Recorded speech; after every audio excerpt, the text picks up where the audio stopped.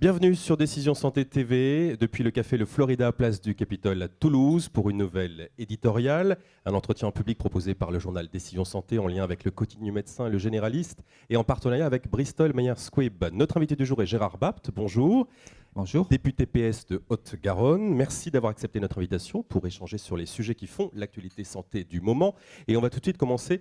par l'actualité brûlante, à savoir la décision du Conseil constitutionnel qui, ce jeudi 21 janvier, a validé en partie seulement le projet de loi santé, notamment le paquet de cigarettes neutres, mais il a retoqué une partie du dispositif du tiers payant, précisant que l'avance des frais pour les complémentaires n'est pas suffisamment encadrée par le législateur. Êtes-vous surpris par cette décision ? À vrai dire, non, parce que j'avais lu les termes du recours adressé par des parlementaires, sénateurs et députés de l'opposition au Conseil constitutionnel sur la loi santé telle qu'elle avait été votée, que j'avais votée. Mais à l'évidence, concernant le paquet neutre, il s'agit d'un domaine régalien qui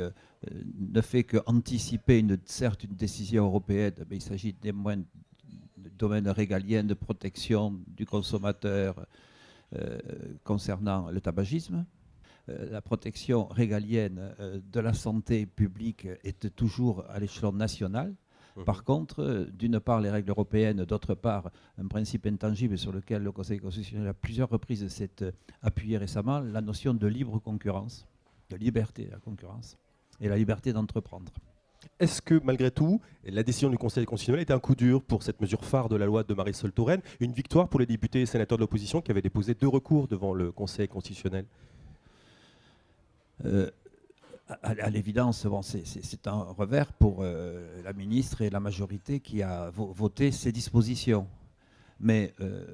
je pense que l'objectif qui est d'avoir là un instrument de lutte contre les difficultés d'accès aux soins pour certaines catégories de population, un instrument parmi d'autres. Celui-là, ça peut être toujours conservé, puisque le tiers payant généralisé sera toujours valable en ce qui concerne tous les soins pris en charge par l'assurance maladie, que ce soit exclusivement, notamment dans le cas des ALD, les affections de longue durée,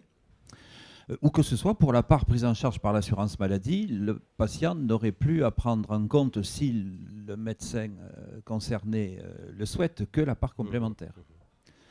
Et puis je pense que peut-être c'est aussi une occasion de détendre un peu l'atmosphère sur un sujet qui avait beaucoup crispé avec le monde libéral,